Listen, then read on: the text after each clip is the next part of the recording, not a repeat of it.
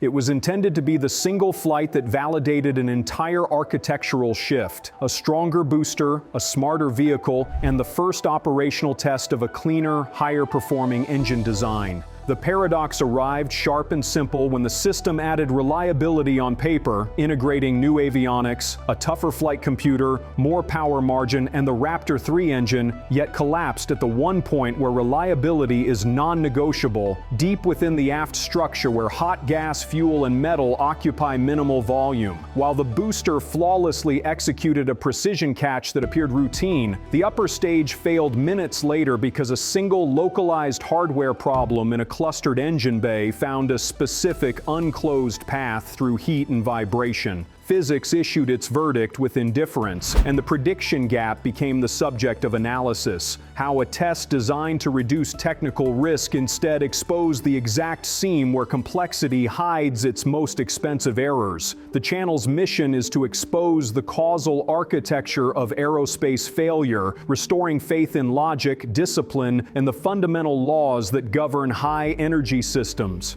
This flight did not fail due to a simple oversight or a single moment of human villainy. It failed because the system demanded a discipline that surpassed the most rigorous engineering assumptions. The verdict is honest and carries weight because the judgment was technical, not political, confirming that no triumphant language can outvote a sudden flash deep within a steel engine bay. The quiet authority of truth reveals that complexity is organized only by design, and in the absence of perfect design, chaos is reduced to order by the strict, quiet inevitability of natural law. The physical nature of the clustered engine bay, often called the basement, is where the analysis must anchor, as it represents a concentrated field of forces. Within this dense structure, the thermal plumes from neighboring thrust cones interact, acoustic pressure bounces, and plumbing weaves through moving shock waves, all in a volume the size of a large closet. If any single component in that tight, dynamic environment deviates from its nominal state, even by a fraction, it immediately creates an unbudgeted energy path that the primary structure was never sized to contain. The Raptor 3 engine aimed to harden this specific environment by cutting failure modes at their source, but its placement multiplied the consequence of any remaining weakness. The design intent for the Raptor 3 engine was straightforward: simplify plumbing, tighten component tolerances, and raise performance while actively reducing the opportunity for leaks and trips that plagued earlier iterations. This was not a cosmetic upgrade, as each engine was engineered to run cleaner and hotter with fewer joints to fail and fewer fasteners capable of shaking loose under vibration. That fundamental choice, to reduce complexity and consolidate risk, is technically sound, yet any redesign invariably relocates the risk. A new weld preparation, a different fitting, or a shortened line with an altered vibration mode replaces the older, known problems with new, uncharted unknowns.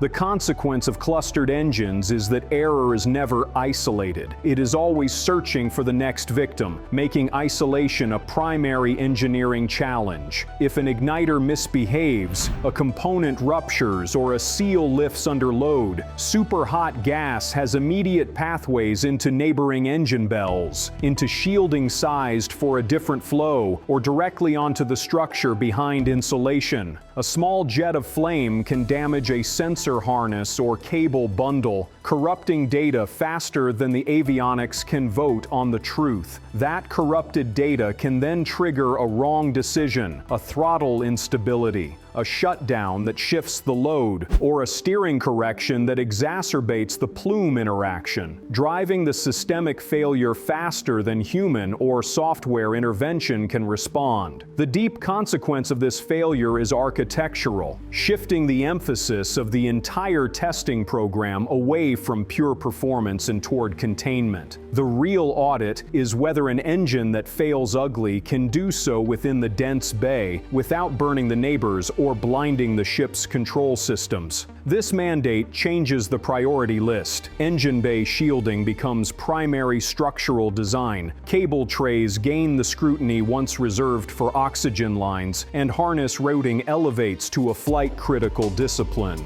The ongoing risk is clear. The program program's desired cadence, fly, learn, improve, will meet a hard limit in the basement until this fundamental constraint is resolved. The high-performance nature of the Raptor engine, which utilizes a full-flow staged combustion cycle, provides high thrust and efficiency, but introduces complexity through its plumbing.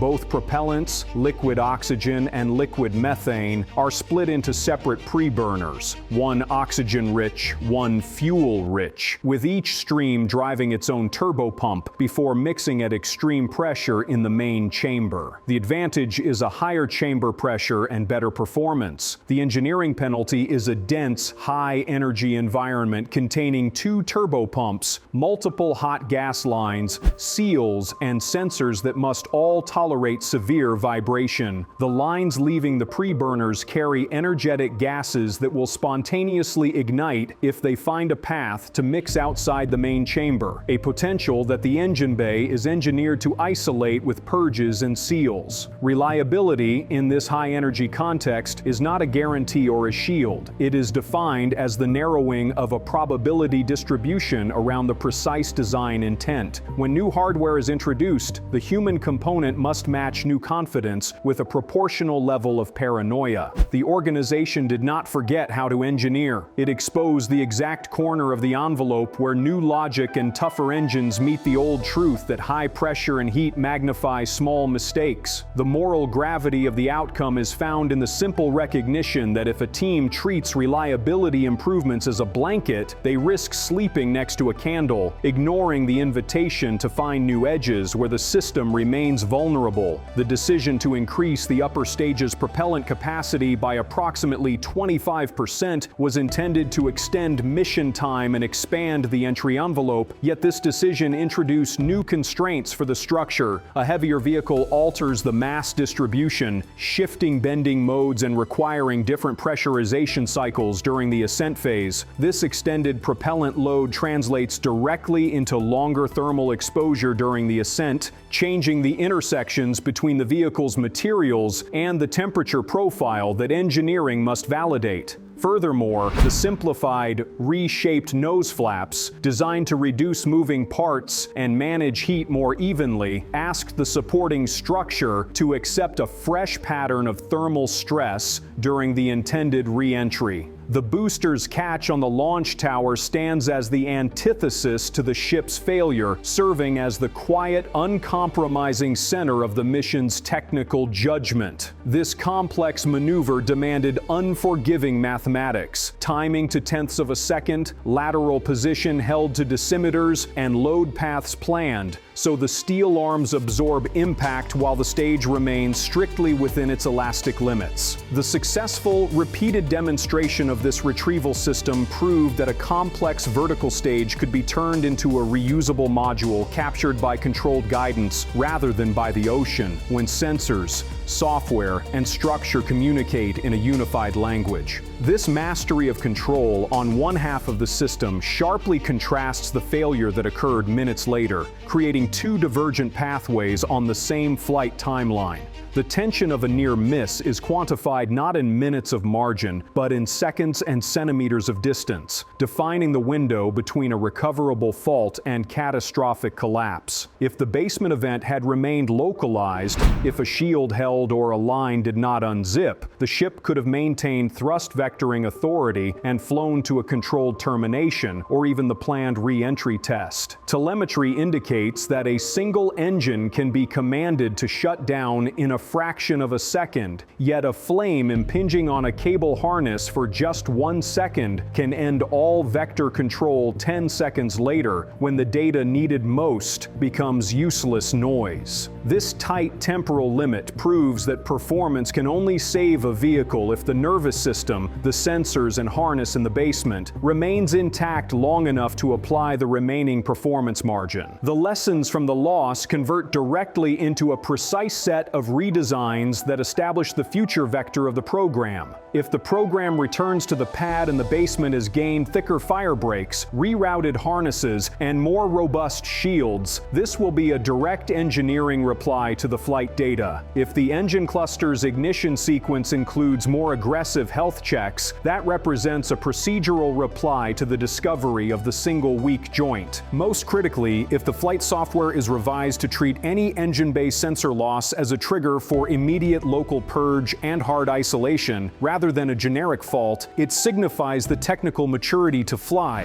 not by hoping engines never fail, but by assuming one will, and ensuring the rest of the vehicle neither overheats nor goes blind. The dopamine core of the analysis is the reconstruction of the precise chain that turned a single hardware defect into a systemic loss. Post-flight records show a basement engine event openly identified as a hardware problem that immediately preceded a flash and rapid vehicle failure. The sequence shows a local component under stress deviated, allowing hot gas to escape where it was not meant to be, damaging adjacent systems faster than the isolation logic could react. As power and sensor integrity rapidly degraded, control authority slipped, pushing the vehicle across a structural limit it could not recover from. The underlying math is unforgiving. The enthalpy of the exhaust, the time constant of a wire heating under flame, the latency of the flight software voting on sensor truth, and the mechanical response time of a gimbal actuator losing command all lined up against the design, proving that physics ultimately wins.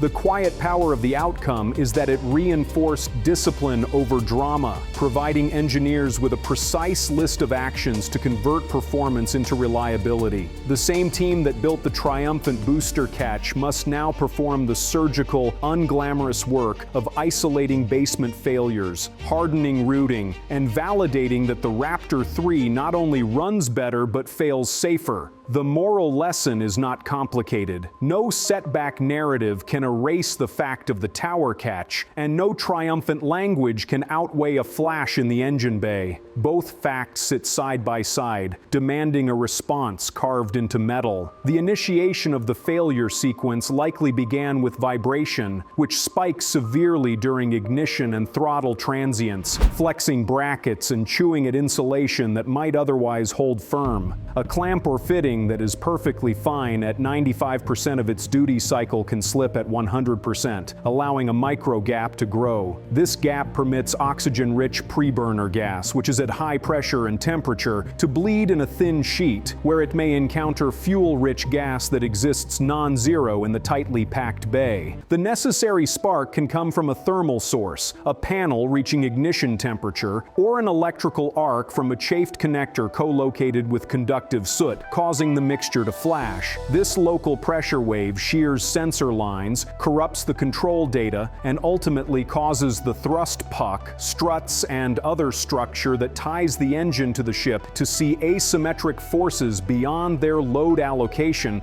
leading to a catastrophic and accelerating collapse. Engineers had implemented purges, fire breaks, and specific line routing to stop this exact sequence, flooding cavities with inert gas or routing lines to minimize the co-location of fuel-rich and oxygen-rich volumes. The reversal in understanding arrives when we acknowledge that the engine did not fail in its chamber where its performance was nominal. Instead, the failure was located in the space between the engineering intent and the physical implementation, a minute assumption about how seals and panels behave under combined loads of heat, vibration, and pressure turned into the single point where physics delivered a different number. The small choice, accepting a certain routing or clearance because the data suggested margin, became the single vulnerability. Systemic risk in this context is precisely quantified by 4 interacting variables: the purge mass flow intended to sweep vapors, the enclosure volume of the engine bay that traps them, the ignition energy available, and the structural venting designed to relieve pressure. The underlying arithmetic is simple: a confined space subjected to a sudden energy release from an ignition generates a pressure rise that, if it exceeds the panel's margin before the venting relieves it, causes fastener loads to go non-linear.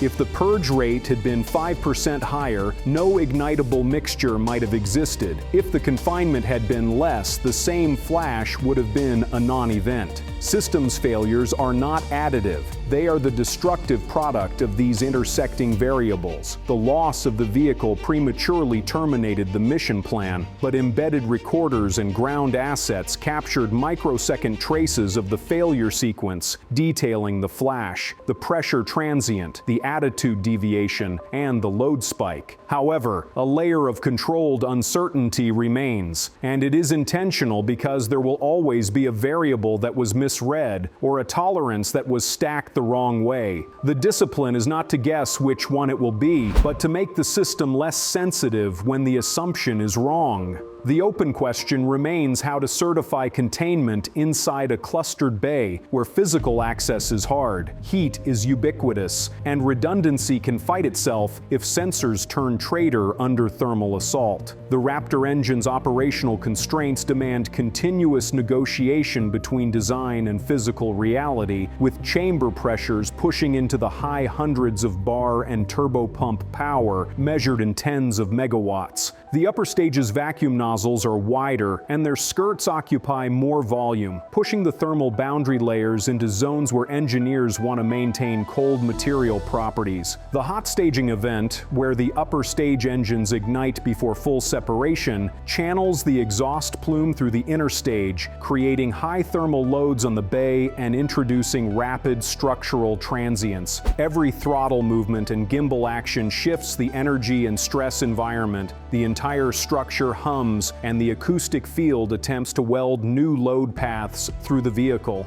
The ultimate engineering morale of the flight, confirmed by the telemetry and the debris, is concise. Reliability is not the total absence of failure, it is the absolute containment of it. The new, cleaner engine still must be engineered to fail cleanly when its time comes, and the smarter flight computer must still retain steering authority even when one of its eyes goes dark from heat damage. The booster showed the way for the ground half of the cycle, proving that capture can be engineered into a repeatable operation.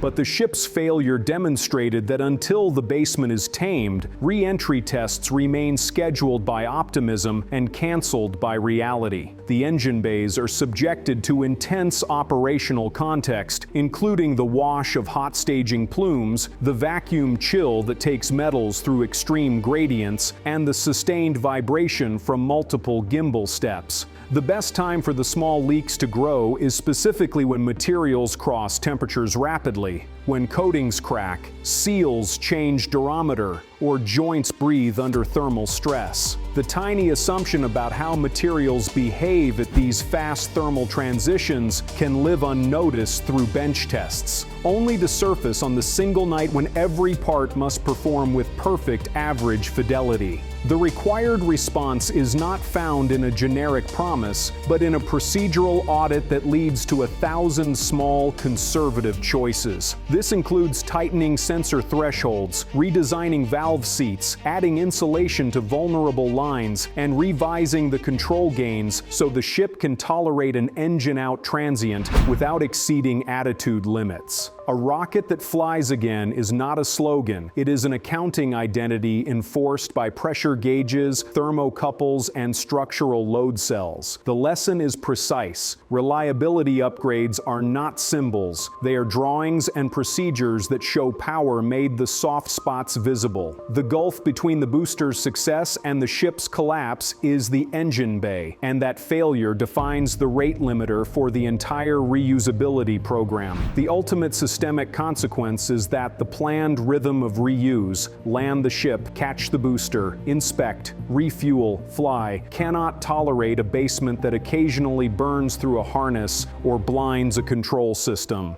When engineering cadence meets failure mode, the failure mode wins, and the verdict remains unchanged until the design changes the terms of the interaction. The flight provided both the telemetry of a flawless capture and the debris of a lost ship, pointing to the singular requirement of containment. These technical insights compel the program to define ascent rules for the heavier, longer tank ships, establishing the explicit threshold for engine loss. The engineering engineers must set tables in the flight rule document detailing exactly how many engines can be lost, at what time, and at what current vehicle weight before primary entry objectives must be cut for the safety of control authority. The final open question is purely operational. What level of missing data or degraded performance will force a preemptive abort to preserve the core architecture, rather than attempting to push the envelope for the sake of a data point? The paradox that opened this analysis is now resolved without ceremony. The system that was engineered to be more reliable did become more reliable where it had the room to prove it on the ground-side capture system. Yet, it equally exposed the one place where reliability must be earned under the most intense conditions of pressure and flame. The next flight will be judged by a single binary outcome. Does a local engine problem stay local? If the answer is yes, then reusability transitions from an experiment into a scheduled operation. If the answer is no, the booster will continue its perfect dance with the tower, while the ship continues to meet the same verdict, unchanged and indifferent, proving that until the stack of vulnerable parts is shielded, rerouted and clamped, the system will stop failing where it failed. The final calm ending that aerospace deserves is not found in fireworks or slogans, but in hardware that simply does what it was engineered to do.